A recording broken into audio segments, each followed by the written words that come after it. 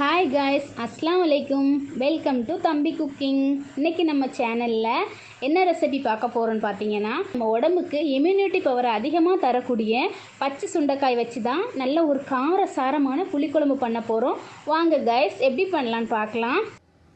தேவையான பொருட்கள்: ஒரு கைப்பிடி பச்சை சுண்டைக்காய், ஒரு வெங்காயம், ஒரு தக்காளி பழம், ஒரு பூடு, ஒரு பெரிய நெல்லிக்காய் சைஸில் புளி.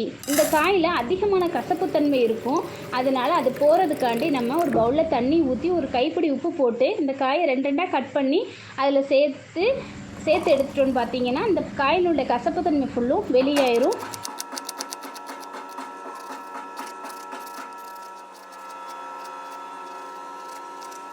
வாங்க நம்ம குழம்பு செய்ய ஸ்டார்ட் பண்ணிடலாம். ஸ்டவ் ஆன் பண்ணி அடுப்பில் சட்டியை வச்சுட்டு செக்கில் ஆட்டின சுத்தமான நல்லெண்ணெய் 2 டீஸ்பூன், சிறிதளவு கடுகு, சிறிதளவு வெந்தயம் ரெண்டும் நல்லா பொரிஞ்சதுக்கப்புறமேட்டு வெங்காயத்தை கட் பண்ணி நல்லா பொன்னிறமாக வர வரைக்கும் நல்லா வதக்கிட்டு, தக்காளி பழத்தையும் போட்டு வதக்கிட்டு, உரிச்சு வச்ச வெள்ளைப்பூடையும் போட்டு நல்லா வதக்கிட்டு குழம்புக்கு தேவையான உப்பையும் சேர்த்துருங்க.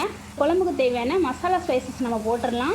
1/2 டீஸ்பூன் தனி மிளகாய்த்தூள், 3 டீஸ்பூன் குழம்பு மிளகாய்த்தூள் போட்டு வதக்கிட்டு வெட்டி வச்ச பச்சை சுண்டைக்காயும் போட்டு அதோடு நல்லா வதக்கி எடுத்துட்டு இந்த குழம்புக்கு தேவையான புளி கரைசலை அதோடு சேர்த்து நல்லா கொதிக்க விட்டு இறக்குனீங்கன்னா நம்ம உடம்புக்கு தேவையான இம்யூனிட்டி பவர் அதிகரிக்கக்கூடிய நல்ல ஒரு காரசாரமான பச்சை சுண்டைக்காய் புளிக்குழம்பும் ரெடி. நீங்களும் உங்கள் வீட்டில் ட்ரை பண்ணி பாருங்கள் ஃப்ரெண்ட்ஸ். மறக்காமல் நம்ம சேனலை சப்ஸ்கிரைப் பண்ணிடுங்க.